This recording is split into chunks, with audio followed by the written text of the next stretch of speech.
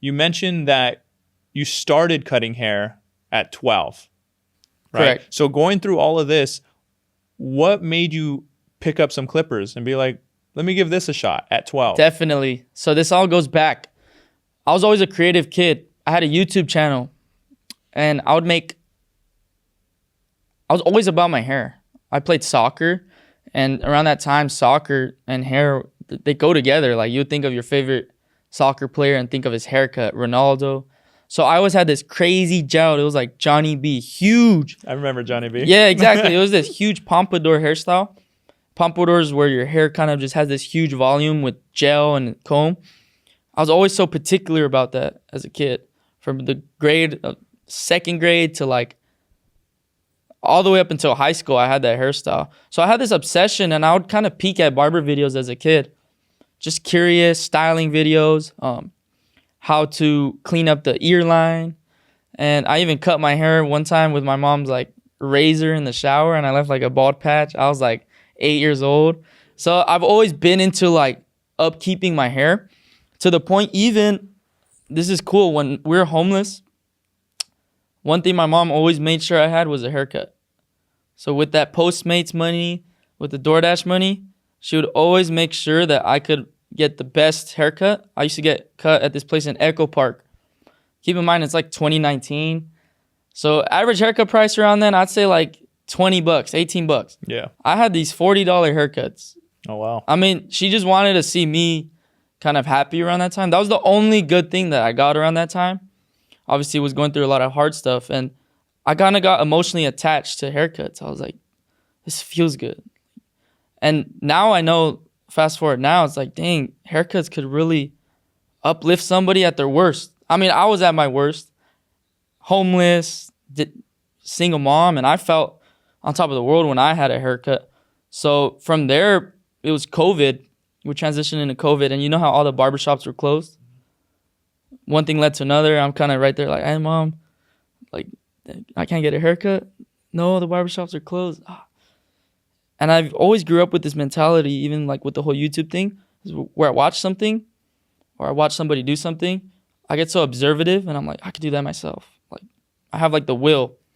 I never have this. Yeah, I never have this cap over my head to just consume it. I'm like, dude, how do they do it? Okay, but I could do that. Like, this determination. So obviously I watched barber videos. I was heading into quarantine. I was like, Mom, could I buy these clippers on Amazon? Like, I'll just do it.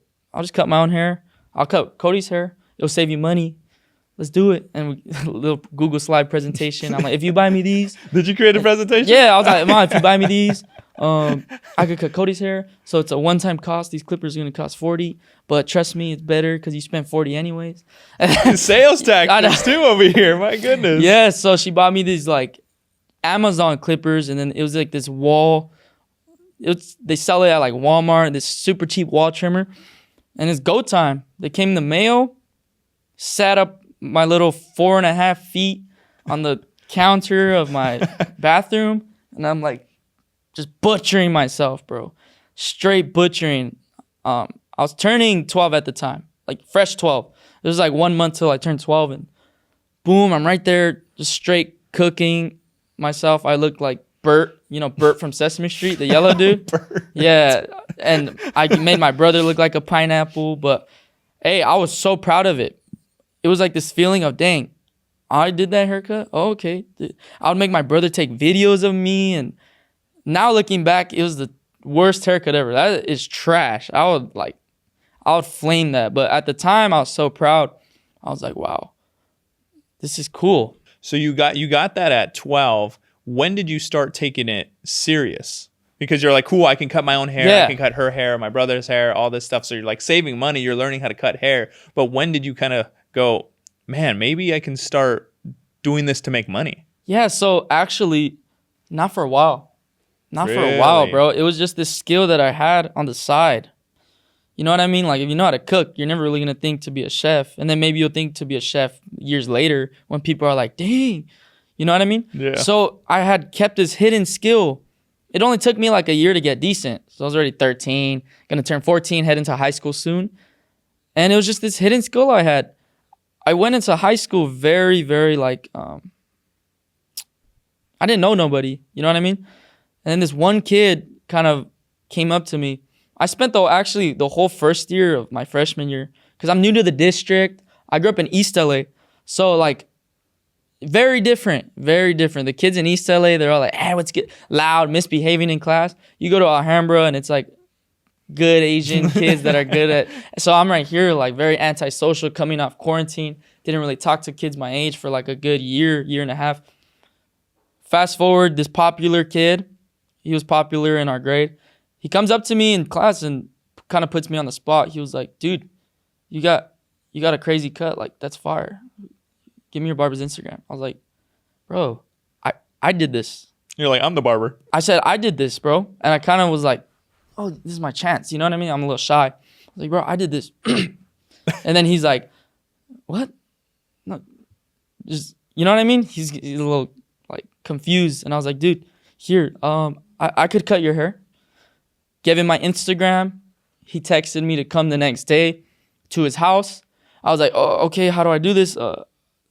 I need like a suitcase. I didn't have a suitcase, so I threw them all in my backpack the next day, going to school with my clippers. I cut his hair. He posted me on his story. So this is like a popular kid at the time. He posted me cutting his hair on his story. He's like, hit him up for cuts, hit Armani up for cuts. And it only took a week for like a lot of the kids in the school to be like, oh, are you the kid that cut this guy? And I was like, oh yeah, I did that haircut. Give me your Instagram. Word got around.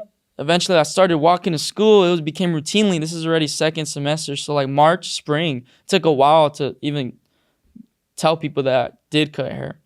And from there, I was like, wow, I'm making a lot of new friends like this. I'm getting attention like this.